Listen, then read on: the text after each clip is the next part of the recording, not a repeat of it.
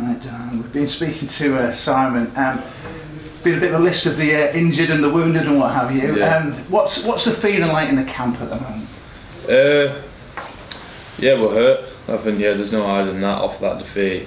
To go out there and put in our first 40 and play pretty well against Warrington, and then come out there and then play the way we did in that second 40. It has really hurt us, but we'll go again on Friday. We're up for it. We've been in this morning. We've looked at where we went wrong. There still is patches where we were doing good things. We're not just going to forget about them. But I think his attitude now is, we'll get another chance on Friday. So that's definitely what we're aiming for now. There's no other choice than to take the positives, is there? So what were the positive things that you've sort of thought about this morning and you're taking against? When we're getting good positions, when we give ourselves a chance and we're getting good positions, we can score tries. We've got some threatening plays in attack, but it's just giving ourselves that chance. Not causing them stupid errors or missing the kicks or penalties and that. It's just working together a little bit. When we're working together, we're all on the same page. We're a really hard team. Obviously, Warrington, their team that's seen as being up there this year, and they showed white in second half, but we've showed ourselves that we can actually go toe to toe with them, but it's just doing it for 80 minutes really. Yeah, Simon was sort of saying he expects in a few weeks you'll have the bodies back. Yeah. So how difficult is it, if you could just explain to fans, to keep trying to do the right things, but when the personnel's changing all the time? Yeah, when it's changing, we've had it's been pretty unsettled this year at some points. With the spine, with the half-backs and full-backs, with props in and out, you work on each week getting them relationships, working up to a game, and then if someone falls out at the last minute, it disrupts the whole week's worth of training. You're working on building them relationships, so come game day, you're on the same wavelength. Every player plays different, prefer different things, and you're building that trust. You might have someone that you've built a lot of trust with, and then for them just to unfortunately get an injury and drop out, it's not just disheartening for them, it's disheartening for you to see one of your probably best mates have to sit on the sideline. So it is difficult when all the time you've got disruptions, but at the same time, every team has to go through it. So I feel like we're not going to make any more excuses.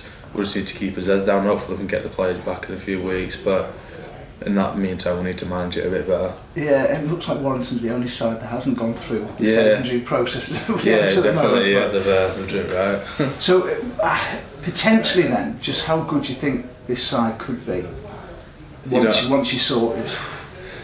It's hard to say. Obviously we've had ups and downs, so people are always writing us off, but I feel like really this year we've beat ourselves in the games that we've lost, in the majority of them anyway. I don't feel like we've really been hammered when we've played at its best.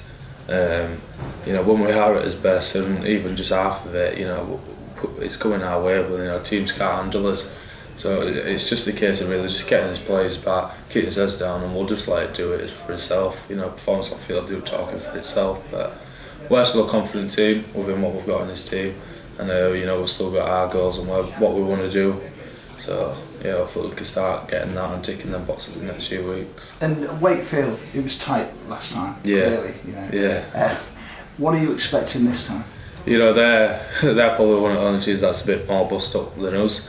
But at the same time, attacking wise, they're very threatening. We can't underestimate them. I think they're going to come out fancying themselves against us because they've seen that we're a bit bust up, and they're going to try and attack us for 80 minutes. But we're going to front up, and then hopefully, put out their fight pretty early and show that we're a team that's up there really, and we can manage this situation a bit better. So that's what we'll be definitely looking for the win on Friday. We need it. Yeah, and just finally, when you look back at the weekend, obviously there's some wounds. Who's been the best at healing? Who's lifted the spirit? Or best at healing? I'd probably say Jordan. To be fair, the really good one's been Jordan Turner. He's even though he didn't play, I don't think he was too far, and he came and watched. So it's a bit different watching from an outside perspective. To actually being in on field. There's not such as emotion. You don't have the blinkers on. So I feel like he really got the chance to sit back and look at it, and he said today, well, lads, it's not as bad as what you thought, really, even though it felt that way.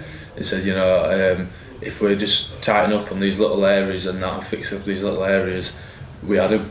and we did, and kind of just opened his eyes a little bit, because obviously when you are at the field and you do put in performance like that and it don't go your way, it's quite easy to just be, you know, have blinkers on and just think, oh, it's all doom and gloom and that. But to have one of your own teammates that's out there every week and just, you know, sat there with his wife and his kids and that, and just say, you know, you actually played some good stuff, you know, it gives you a bit of confidence, yeah. Great, thanks, it's been a pleasure. Cheers, pal. Cheers, good luck. Cheers, pal.